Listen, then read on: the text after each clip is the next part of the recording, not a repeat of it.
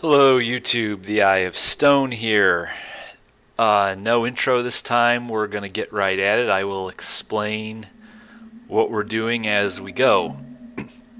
This video is the third installment of a series I'm doing right now on the technique of flare elevatoring, which is an exploit in the game Thief the Metal Age, which you're seeing on screen now. Basically, if you know what to do, you can use flares to ascend vertically. This does not require modification to the game or the use of DrawMed or any kind of alteration whatsoever. What I'm doing here is it's one thing to use flare elevatoring, quick saving each time to get to an area of the game where you really weren't intended to get somewhere out of the way, to get somewhere up way high. You can always save each time you ascend a little bit, and if you make a mistake, you can just quick load and not lose everything. Well, flare elevatoring is a perfectly useful, usable technique, but it is haphazard and it's temperamental. And what we're doing here is I am getting a handle on if I understand how it's been explained to me properly, you're up against some probabilities. In order for it to work, or in case you haven't seen the other videos, let me stop right there, back up a little bit, and explain briefly how you do flare elevatoring. Basically, what you want to do is turn the mouse sensitivity all the way down. Then what you do is you take a flare, you select the flares, you look straight up, and I'll get more into what straight up actually means in a second here. You look straight up, you press R to drop the flare. What's going to happen then is the flare is going to go straight up and then straight down on to Garrett's head. And because of the way it's just an idiosyncrasy in the game, you're looking up, you press space bar, and you will gain some vertical height. And then Garrett is effectively inside the flare, and there is a point that he can interact with. And as you can see, so you deploy one flare, you press R, and then you press space, and then you go down, and you don't want to take the flare, you don't want the flare that you're currently in, as it were.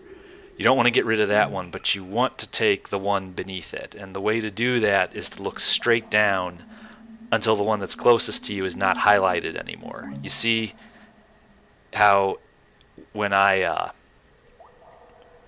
look down, the flare closest to me isn't highlighted, but the one beneath it is, even though you can't see it. That's what you want to do. It's been my experience so far with flare elevatoring that you do not want to just leave a row of flares below you. I'm not sure why or how, but in the times I've done it, if you just go from one flare to the next, sooner or later you won't move through them properly, and you'll just fall. So you want to take one, you want to drop one and pick one up, drop one and pick one up as you ascend. Now, that's the basics of flare elevatoring.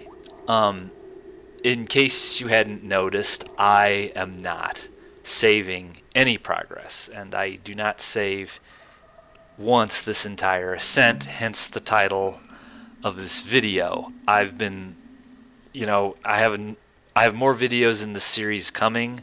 There's other areas of Thief Gold and Thief 2 that I would like to reach using this technique, but I was also wondering in what other way I could challenge myself with this flare elevatoring. And the technique obviously works, as you can see here, but it's temperamental. you apparently only have like a single point on that flare that's actually supporting you, and it has to be directly on top of you and not at an angle um, when you press the spacebar to jump up onto it, as it were. If any of that is wrong, Garrett will fall. He'll fall through. Sometimes the flare beneath you sort of breaks your fall a little bit, but then you slide off of it. The technique is temperamental, and I my guess is that there's just a certain probability every time that flare is going to land on your head the right way, or it's not. Now, I have learned some telltale signs to watch out for, but other times I was sure I had a good drop of the flare on my head and I fell anyway, okay? Obviously, what you're seeing here was not my first attempt to pull this off.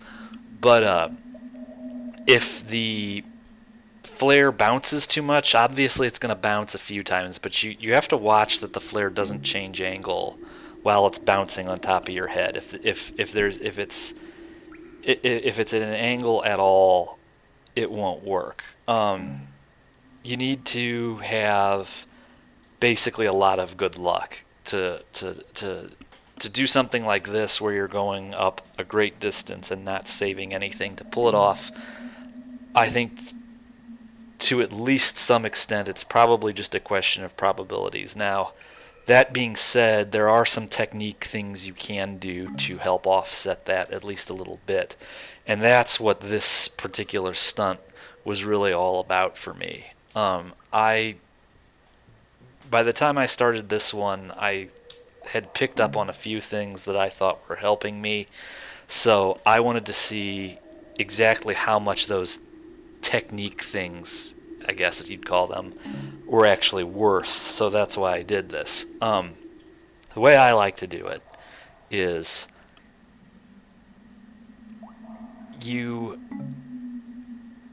in order to make sure that you are looking straight up when you press R to drop that flare, what I like to do is I like to be pulling on the mouse. Let's see, because I don't invert the mouse when I play, so I guess I would actually be pushing on the mouse. So when I press R, I start at the bottom of the mouse pad and I'm just slowly pushing up.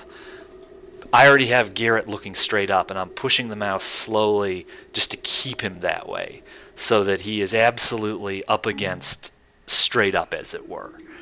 And it just tap R. I was thinking that maybe you needed to be looking straight down as much as you needed to look up. That didn't really I don't really think that's true. I think as long as you get the flare that's by your feet and not the one that's like right in the middle of you, I don't really think that it matters terribly much how you go about picking up the flare. But you mainly want to get that flare on your head exactly at the right angle, and all regular. You don't want it to be at an angle. You don't want it to be lopsided. And picking up the flare beneath you isn't such a big issue. Sometimes it's happened. You want to use a solid. You don't want to slam the space bar, but you want to use an articulated motion. And that applies to the R key too. I mean, that may matter a lot less. It's more just about the headspace you're in while you're doing this. You want to use articulated motions, because you sort of have several things have to happen right every time in order for this to work. And one other thing that can go wrong is sometimes Garrett doesn't move through the flare properly, and that can mess you up. That's why I try to be decisive with the space bar. I don't know that anything you can do with the space bar actually matters at all. That may all be entirely subjective. So we're getting, by now we're really beginning to get close to the top. And you can always pick the flare that's on top of your head back up and toss it again. When you get to this point, if you fall, you fall, but don't put yourself through pressing spacebar on a flare that you don't feel good about. Even if it's, even if you do end up falling, don't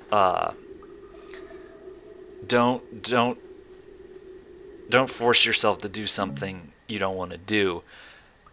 Sometimes you can see it when the flare is not sitting on your head right. Sometimes you can't. I've had times where I was sure the flare was sitting right and it was not. Other times it was obvious that it wasn't sitting right, and since those were practice runs, I went up into it anyway, and indeed I did fall. So some things you can tell, other times you can't. That's why I think it's really more about probabilities than anything else. But using technique, obviously, as you see here, you can keep it going long enough to achieve something cool. And my hope in making these is that everyone who is still playing Thief the Dark Project, Thief Gold, or Thief the Metal Age, because in Thief Gold and Thief the Dark Project you can use